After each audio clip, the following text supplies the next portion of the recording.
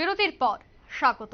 NDA সরকার শপথ গ্রহণ করার পরেও এখনো সংখ্যার লড়াই চলছে, সংখ্যার পাটিগণিত এখনো কষছে বিভিন্ন রাজনৈতিক নেতৃত্বরা। এরই মধ্যে খবর যে সংখ্যাগরিষ্ঠতা না থাকায় দল ছাড়তে পারেন 3 বিজেপি সাংসদ, এমনটাই জল্পনা। 3 সাংসদ বিজেপি ছাড়লে লাভ হবে ইন্ডি জোটের। 3 সাংসদ দল ছাড়লে সংসদে আরো কোণঠাসা হয়ে পড়বে নরেন্দ্র মোদীর সরকার, এমনটাই কিন্তু এই মুহূর্তে জল্পনা কল্পনা চলছে। সে বিষয়ে আরো বিস্তারিত জানবো। টেলিফোন লাইনে রয়েছে নিউজ ভ্যানগার্ড প্রতিনিধি সুপ্রীতি মুখার্জি। সুপ্রীতি, 3 বিজেপি সাংসদ দল ছাড়ার জল্পনা উঠছে, আর তাকে কেন্দ্র করে কি মনে হয়, যদি 3 সাংসদ দল ছেড়ে দেয় তবে অনেকটাই কোণঠাসা হয়ে পড়বে মোদী সরকার?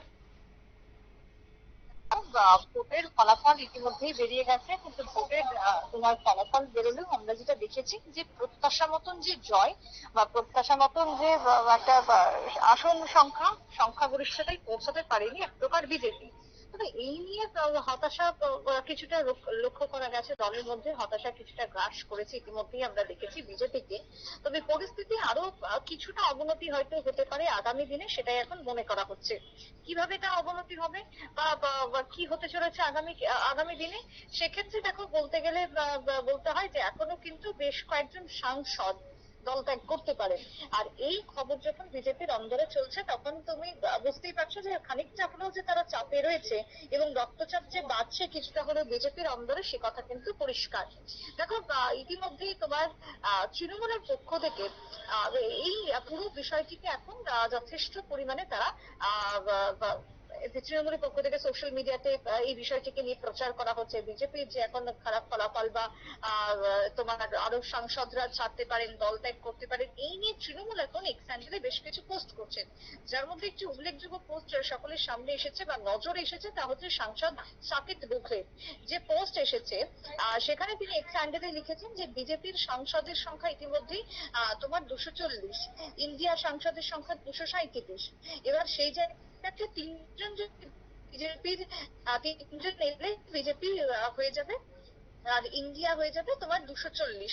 এই যে তিনি উল্লেখ করেছেন তোমার 3জন বিজেপি সাংসদ বাংলায় যোগাযোগ রাখছেন, বাংলা তৃণমূলের শাসক ঘনিষ্ঠ যোগাযোগ রয়েছে 3জন সাংসদের, এমনটাই কিন্তু শোনা যাচ্ছে। এবং শীঘ্রই নাকি চমক যাবে। মোদীর যে অস্থায়ী কাঠামো, সেটা খুব একটা বেশি দিন চলবে না বা টিকবে না। একেবারে কোট আনকোট বাংলার সাংসদ সাকেত গোখেল তিনি এই কথাই উল্লেখ করেছেন।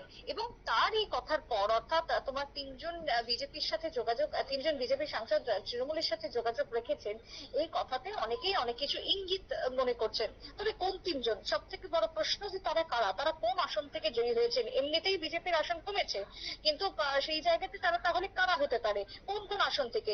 এইসবের মধ্যেই বিজেপির অন্দরে একটা টেনশন ক্রমশ বাড়ছে। কারণ বাংলাতে তোমার যদি বলো এদিকে সুকান্ত মজুমদার, অন্যদিকে তোমার দিলীপ ঘোষ, এই যে একটা একে অপরের বিরুদ্ধে কথাবার্তা বলা বা একে অপরের যে মন্তব্য, দিলীপ ঘোষের সাম্প্রতিককালে একের পর এক মন্তব্যকে কেন্দ্র করে বাংলাতে বিজেপির যে অবস্থান, সেটা কিন্তু আরো অনেকটাই তলানিতে গিয়ে ঠেকেছে। তার মধ্যে যদি 3জনের তৃণমূলের সাথে যোগাযোগ থাকে অন্দরে, তাহলে পরিস্থিতি স্বাভাবিকভাবে খুবই চাপে। তবে ভোটে জিতে যাওয়ার পরে নাকি বিজেপির বিধায়কদের মধ্যে কয়েকজন অতীতের তৃণমূলে গিয়েছে, এমন অনেক নজিরও আমরা দেখেছি। এবার যদি এমপিরাও চলে যান তাহলে ফাঁকা হয়ে যাবে আরো আসন। একে তো ভোটের খারাপ ফলাফল, তারপর থেকে অন্দরে নানান রকমের কথা হচ্ছে।